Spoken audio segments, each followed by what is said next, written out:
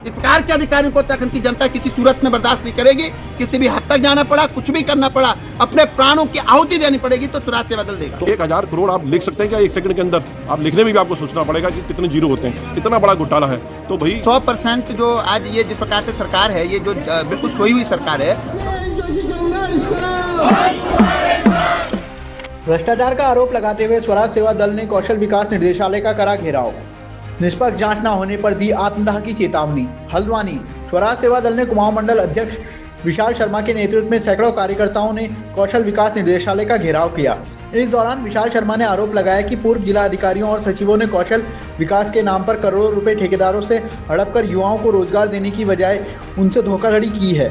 उन्होंने तत्काल इस विषय पर निष्पक्ष जांच की मांग की और भ्रष्टाचारियों के खिलाफ कार्रवाई न होने पर उग्र आंदोलन के साथ साथ आत्मदाह की भी चेतावनी दी। देखिए रिपोर्ट।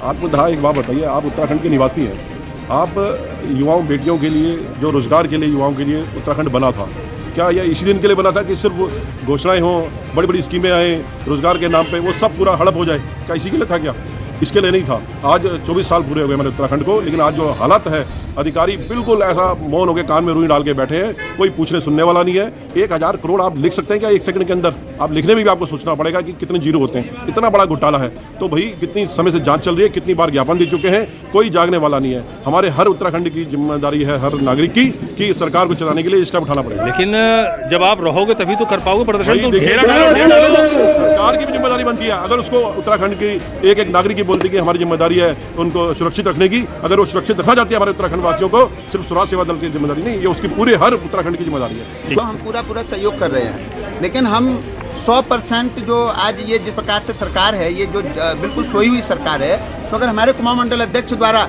अब इस प्रकार की जो है अगर कोई बात कही गई है तो सोच लीजिए कि हमारे युवा, हमारे लोग किस प्रकार पीड़ित हैं, किस प्रकार परेशान हैं, और ये लोग, इनके कान से जूं नहीं रेंग रहा है। कम से कम अगर हमारे मर के इस प्रदेश को के लोगों को एक चेतना जागेगी, इस प्रदेश के लोगों को लाभ मिलेगा, इस प्रदेश के लोग को न्याय मिलेगा, तो स्वराज सेवा दल किसी भी हद तक जाने को तैयार है। लेकिन प्रेरित किसी के द्वारा नहीं भाई, प्रेरित हमारे कुमाऊं मंडल अध्यक्ष जी द्वारा अपने लिए कहा गया है, और इसके लिए तमाम अधिकारी तो प्रेरित कर रहे हैं, ये सरकार प्रेरित कर रही है, ये प्रेरित कर रहे हैं हम लोगों को, हमको मारने के लिए, मरवाने के लिए, लाठी डंडे बरसाने के लिए। आज देखें यहाँ पर किस प्रकार की चीजें थी।